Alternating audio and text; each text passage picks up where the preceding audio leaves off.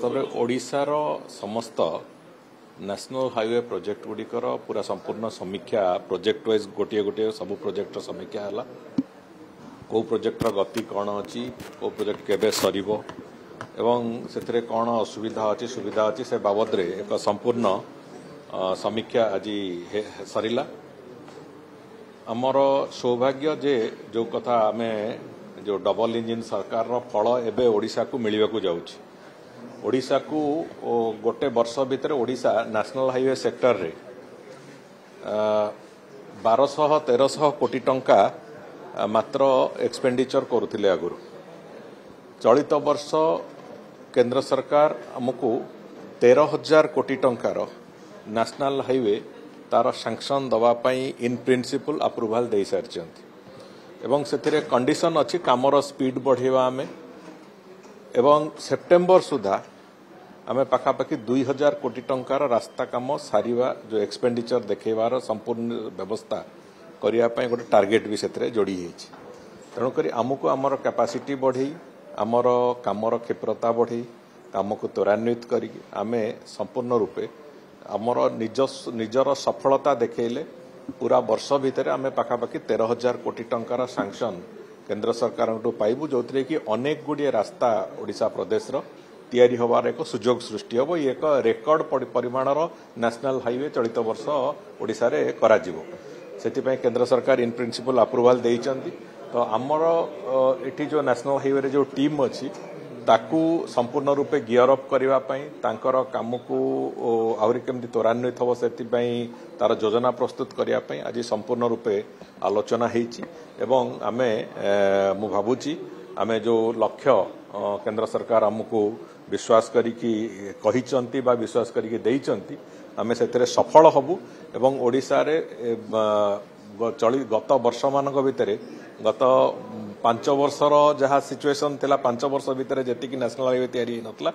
गोटे वर्ष रे आमे ताठू अधिक नेशनल हाईवे रास्ता तैयारी करिया पे ओडिशा प्रदेश रे सक्षम हबु एवं नेकी चालिबु सेते आज सामग्रिक भाव में समीक्षा थिला एवं आगामी दिन पई हमर जो प्रस्तुति से प्रस्तुति को केमिति ठीक ढंग रे चलिबो से बाबद रे आलोचना भी थिला नितिन गडकरी ऐसी घोषणा करथले से सब रे किछि ऊपर आलोचना हेतला से काम गुडी का तो ऑनगोइंग प्रोजेक्ट्स रे अछि किंतु ता बादे आहुरी 13,000 कोटी टंकार प्रोजेक्ट आहुरी एई चलित आर्थिक वर्ष रे आसीबो बोली से बाबद रे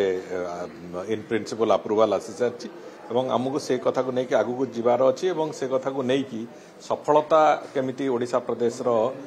हमर नेशनल हाईवे तैयारी करिवार जे हमर सफलता केमिति हमें पाइबा विभाग केमिति पाइबो सेति पई समस्त योजना हमें प्रस्तुत करछि बड़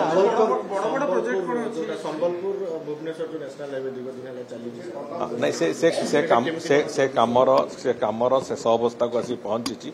सेथिरे वास्तव में प्रॉब्लम हेतिला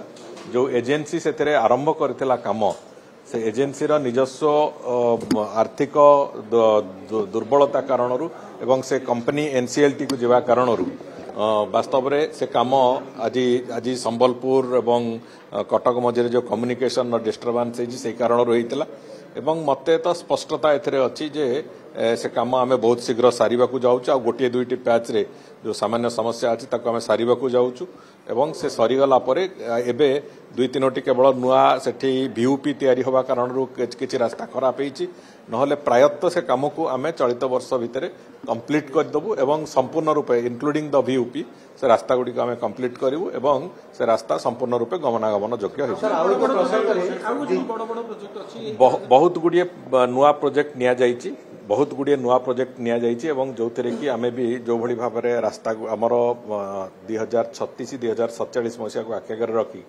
जो भली भाव में रास्ता गुड़िक तैयारी होवार आवश्यकता अच्छी विभिन्न जिला एवं मुख्य रास्ता बंदर ए सब को कनेक्ट करिवार जो संपूर्ण एक योजना आमे गोटे कंसल्टिंग कंपनी को देइतिलु से तांकर भी आज प्रेजेंटेशन देखै सारचंती सेथुरु अनेक गुडी रास्ता आमे नेइचु ओडिसार समस्त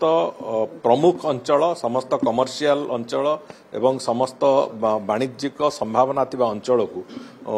ओडिसार पोर्ट संगरे ओडिसार विभिन्न जो रप्तानी भित्तिक जगह गुड़ी सांगे संपूर्ण केमी जोड़ी हम से दृष्टिकोण को आखि आगे रखिक रास्ता योजना एवं आमे ताकू आगु को नहीं आमे चलीचु एवं आमे तार एक कलेबर भी प्रस्तुत हो सारी आम ताकू धरिकी चलुँ नहीं कोस्टाल हाईवेटा नेशनल हाईवे अथॉरिटी रो एबे आज आमर जो प्रोजेक्ट गुड़ा स्टेट एनएच एवं मिनिस्ट्री ऑफ रोड ट्रांसपोर्ट जोटारे